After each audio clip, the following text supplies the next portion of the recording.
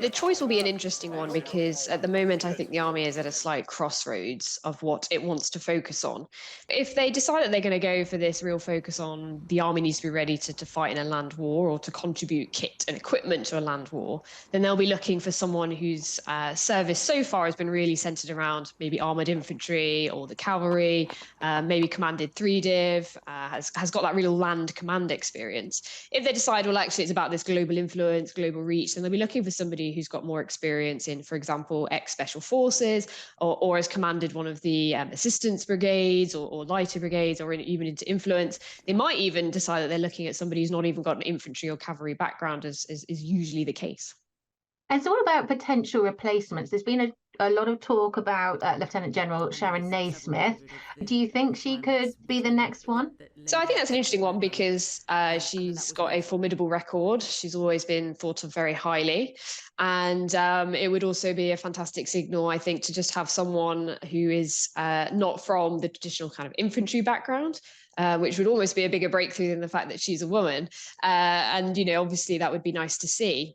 I think it would also be interesting because her background is not necessarily on frontline commands. She's been much more involved in capability. And at the moment, the MOD is really struggling in that area. So bringing in somebody with that experience, I can see there'll be a lot of positive advantages for that.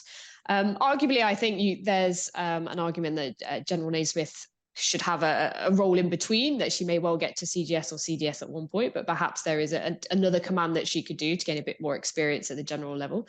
So I think for me, I think she's probably less likely to be the very next CGS, but I think she's definitely got the qualities to be CGS or CDS at some point. And in relation to other contenders, have you got any top contenders? Some of the runners and riders is General Rolly Walker, who used to be Director Special Forces.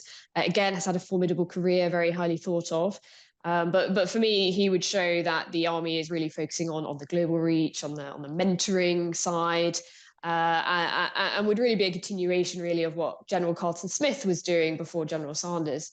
I think picking him would be a real signal of kind of a commitment to that, how they're seeing the army will develop through to 2030.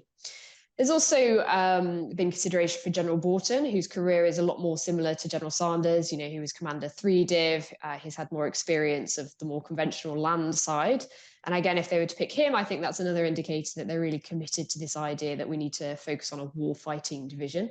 For me personally, I think when you're looking at the situation in Ukraine and really what the army's core mission is there to do, I think General Borton in that direction would make the most sense and is really focusing on what the army is fundamentally there for it to do.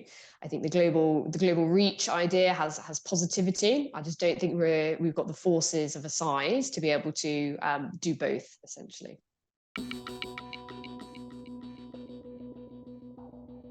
I think the very first reason is that he's been a real leader during his tenure in the army and really shown an example of leadership to people who weren't directly under his command. I mean, I know from when I was serving, when there was the whole debate going on about women serving in the infantry and cavalry, and he really led the debate into the positive outcomes of including women into those kinds of regiments. He's also done a lot of work around mental health, and he's did a fantastic interview where he talked about his own mental health struggles.